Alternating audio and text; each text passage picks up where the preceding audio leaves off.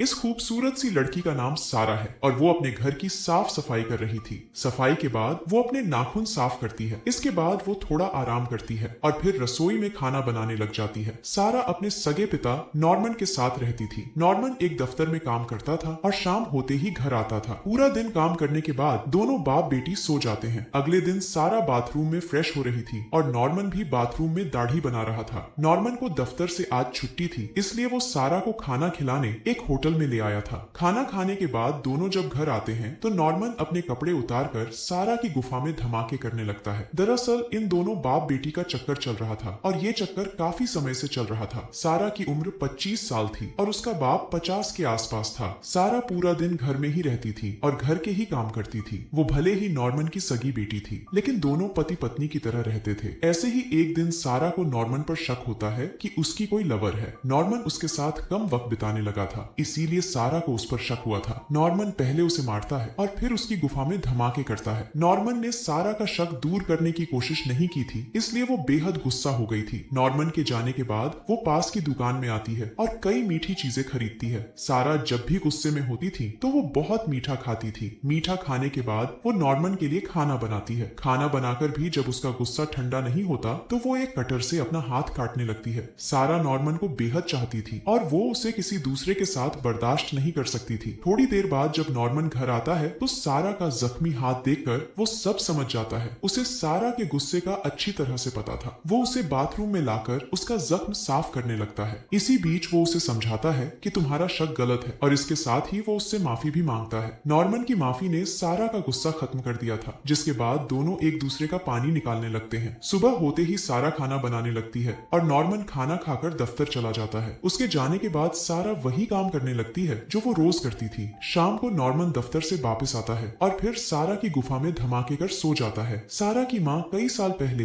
एक बीमारी से मर गई थी। सारा का कोई भाई बहन भी नहीं था, इसलिए पूरे घर में वो और नॉर्मन ही रहते थे। वैसे तो नॉर्मन उसका पूरा ख्याल रखता था, लेकिन जब उसे गुस्सा आता था तो वो सारा को काफी मारता पीटता था। ऐसे ही एक शाम सारा खाने की टेबल सजा रही थी। नॉर्मन उसे 2 की जगह 3 प्लेटें लगाने को कहता है। सारा जब उससे तीसरी प्लेट के बारे में पूछती है तो नॉर्मन उसे बताता है कि आज मेरी लवर हमारे साथ खाना खाने वाली है। सारा को इतना बताकर वो उसे रसोई में भेज देता है। सारा का शक बिल्कुल सही था, इसलिए वो काफी उदास हो गई। जल्दी ही नॉर्मन की लवर मारिया भी उनके घर आ जाती है। नॉर्मन का उसके साथ ही चक्कर चल रहा था, मगर सारा को उनके बारे में कुछ भी नहीं पता था। देखते ही देखते तीनों बैठकर खाना खाने लगते हैं। मारिया नॉर्मन को साधारण बंदा समझ रही थी। उसे ये नहीं पता था कि ये साला अपनी ही बेटी के साथ करता है। खाने के बाद नॉर्मन मारिया के साथ नाचने लगा, जबकि सारा गुस्से में आकर घर से बाहर आ गई। वो नॉर्मन को किसी और के साथ नहीं देख सकती थी, इसीलिए वो घर से बाहर आई थी। बाहर आकर वो एक कैफे में ही पूरी रात बैठी रहती है। अगली सुबह भी सारा घर नहीं जाती, बल्कि शहर में ही घूमने लगती है। उसका गुस्सा अभी भी ठंडा नहीं हुआ था। घूमते घूमते वो बीच पर पहुंच जाती है और वहां उसे लड़कों का एक ग्रुप मिलता है। ये सभी लड़के नशा कर रहे थे और वो सारा को भी नशा करवाते हैं। जल्दी ही सारा पर नशा छट जाता है, जिसके बाद एक लड़का उसे एक तरफ ले जाता है और फिर उसकी गुफा में धमाके करता है। पहले के बाद दूसरा,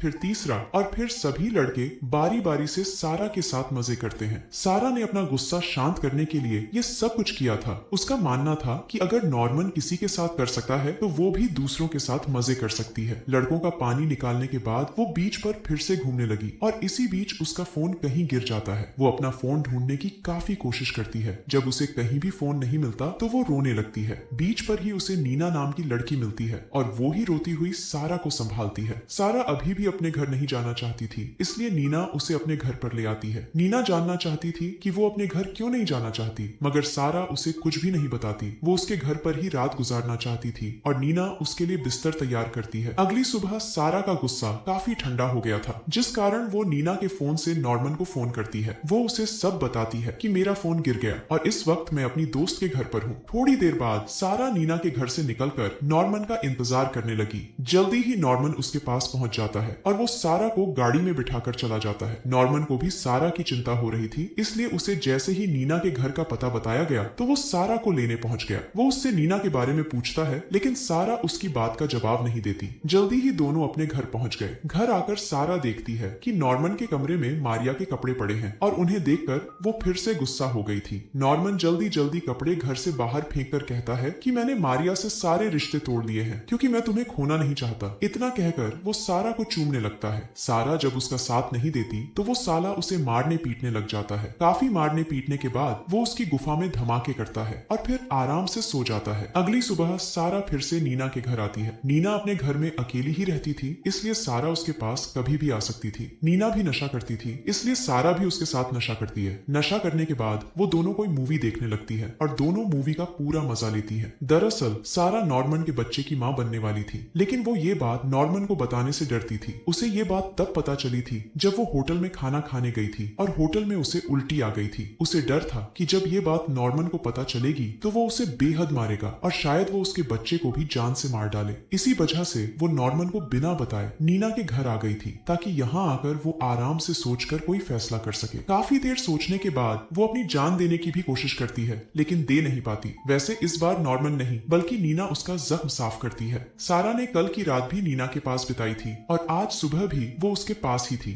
नॉर्मन ने नीना को कई फोन किए थे, लेकिन नीना ने उसके किसी भी फोन का जवाब नहीं दिया था। सारा अब नीना के साथ ही रहना चाहती थी और उसकी मदद करने के लिए वो पास वाली दुकान में राशन खरीदने आ जाती है। उसे अब नॉर्मन से ज्यादा नीना अच्छी लगने लगी थी। एक तो नीना उसकी हर फीलिंग समझती थी और दूसरा वो उसे मारती भी नहीं थी। नीना के घर में कभी खाना नहीं बना था क्योंकि वो बाहर ही खाना खाती थी। सारा पहले उसके लिए खाना बनाती है और फिर उसे साथ लगाकर पूरे घर की साफ सफाई करती है। सफाई करने के बाद वो जब आराम करने लगती है तो उसे नींद आ जाती है। नींद में वो एक सपना देखती है। सपने में वो देखती है कि नॉर्मन उसे लेने नीना के घर आ गया। वो उसे जब बताती है कि मैं माँ बनने वाली हूँ तो नॉर्मन बेहद खुश होता है और खुशी खुशी वो उसे अपने साथ ले जाता है। सपने में ही सारा एक बच्चे को जन्म देती है। सपने में ही वो देखती है कि वो और नॉर्मन पूरा दिन बच्चे के साथ खेलते रहते हैं, लेकिन ये सब सच नहीं था क्योंकि ये सब कुछ तो सारा अपने सपने में देख रही थी। नींद से जागकर वो नॉर्मन को फोन करती है। नॉर्मन उसे घर वापस आने को कहता है और सारा उसकी बात मान जाती है। जल्दी ही नॉर्मन अपनी गाड़ी लेकर सारा के पास आता है और उसे अपने साथ लेकर चल पड़ता है। रास्ते में सारा ने उसे बता दिया था कि वो माँ बनने वाली है और उसकी बात सुनकर नॉर्मन कुछ नहीं बोलता। जल्दी ही वो दोनों घर पहुंच जाते हैं। घर आते ही नॉर्मन उससे कहता है कि मैं बेहद खुश हूँ कि तुम माँ बनने वाली हो। ये बच्चा हमारे प्यार की निशानी होगा और हमें ऐसी ही निशानी की जरूरत थी। इतना कहकर वो सारा के बचपन की तस्वीरें ढूंढने लगा, जबकि सारा एक तरफ होकर रोने लगी थी। देर रात को जब नॉर्मन सो जाता है तो सारा घर से भागकर एक किराए की गाड़ी पकड़ती है। अगली सुबह सारा एक अस्पताल में थी और उसने नीना को अपने पास बुलाकर सब बता दिया था कि उसका बाप उसके साथ क्या क्या करता है। सारा ने यहाँ आकर अपनी सफाई करवा दी थी क्योंकि वो नॉर्मन के बच्चे की माँ नहीं बनना चाहती थी। वो नहीं चाहती थी कि जैसे नॉर्मन उसकी मजबूरी का फायदा उठाकर उसके साथ मजे करता रहा, वैसे ही वो कहीं उसके बच्चे के साथ ना करे। इसी के साथ इस कहानी का यही अंत हो जाता है। हमारी वीडियो